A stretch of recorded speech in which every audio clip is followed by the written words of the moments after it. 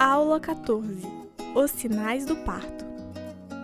Com o Dr. Daniel Klotzel, ginecologista e obstetra do Hospital Israelita Albert Einstein. Vamos falar sobre as contrações do trabalho de parto, os outros sinais que o corpo dá e quando seguir para a maternidade. Em torno de 40 semanas, aproximadamente 40 semanas, a mulher começa ou pode começar a sentir diversas alterações no seu corpo, principalmente naquilo que se refere às contrações uterinas. Essas contrações uterinas, elas existem já há muito tempo, mais ou menos a partir do 5º mês, a mulher já tem contrações, mas elas são de características completamente diferentes das contrações do trabalho de parto. As contrações que ocorrem durante a gestação são indolores e, principalmente, esparsas e esporádicas. Elas são chamadas de contrações de Braxton Hicks, que é o médico inglês que descobriu que as gestantes tinham sim contrações durante a gestação e que não eram de trabalho de parto. Na entrada do trabalho de parto, a mulher começa a perceber principalmente o fenômeno da ritmicidade. A ritmicidade das contrações é que determina que ela está provavelmente, ainda provavelmente, entrando em trabalho de parto. Essas contrações começam a ocorrer a cada 10 minutos regularmente, depois a cada 5 minutos. Quando a frequência aumenta ao ponto da mulher ter 3 ou mais contrações em 10 minutos, aí sim é sinal de que entrou em trabalho de parto. Eu digo provavelmente porque muitas vezes esse movimento volta para trás. Por isso mesmo a gente costuma recomendar para a gestante, quando ela percebe essa ritmicidade, ela fica em casa ainda mais uma meia hora, 40 minutos, 1 hora, e vê se realmente ela está com essas contrações tão rítmicas quanto lhe parece. Outra característica dessas contrações, diferentes da Braxton Hicks, é que elas costumam levar a algum grau de desconforto, uma sensação de peso, uma sensação de dor, que geralmente começa na região lombar, nas costas, depois se irradia para a região inferior do útero. E essas contrações ficando mais fortes podem levar a sensações de desconforto cada vez mais desagradável.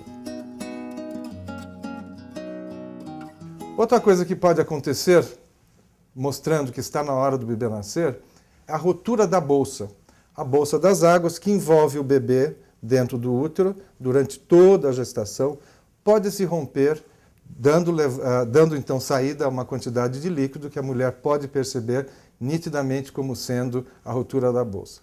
Ela percebe nitidamente que é a rotura da bolsa quando a quantidade de água é grande o suficiente para molhar suas pernas e às vezes até molhar o chão. No entanto, algumas vezes essa rotura se dá de forma diferente.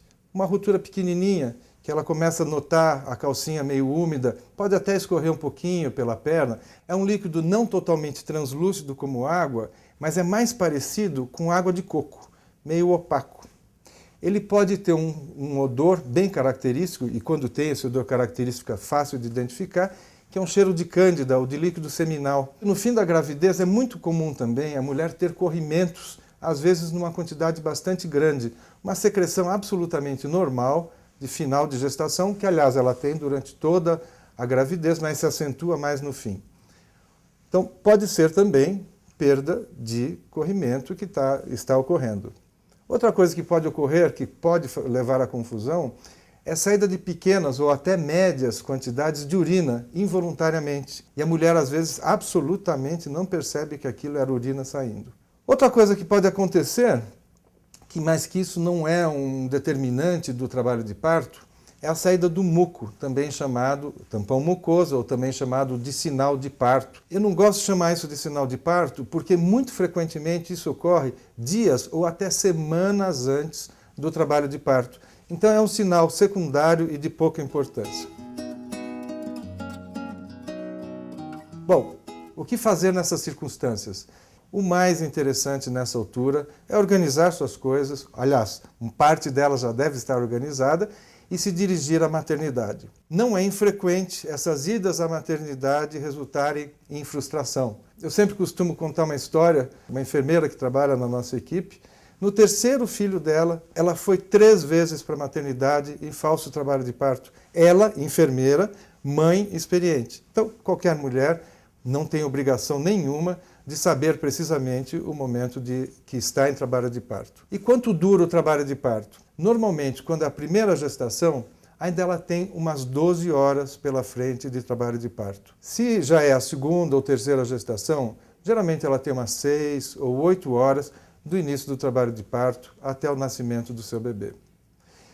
Tem duas situações, no entanto, que a mulher não deveria ficar em casa. Uma delas é no final da gestação, aliás, talvez em qualquer momento da gestação, se ela tiver uma perda de sangue muito grande, parecido ou maior do que uma menstruação, principalmente se acompanhada de contrações ou de cólica abdominal, ela deve ir imediatamente para o hospital.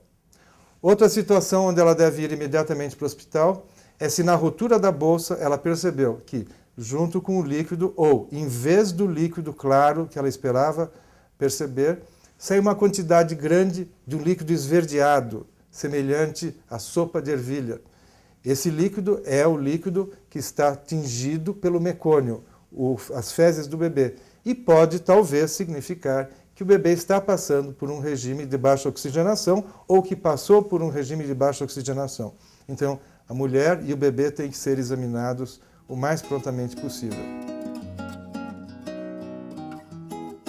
Nós, por telefone, muitas vezes temos dúvidas se a paciente nos liga informando o que está acontecendo. Então, na dúvida, vai para o hospital. O hospital é um local de esclarecimento, de tranquilização.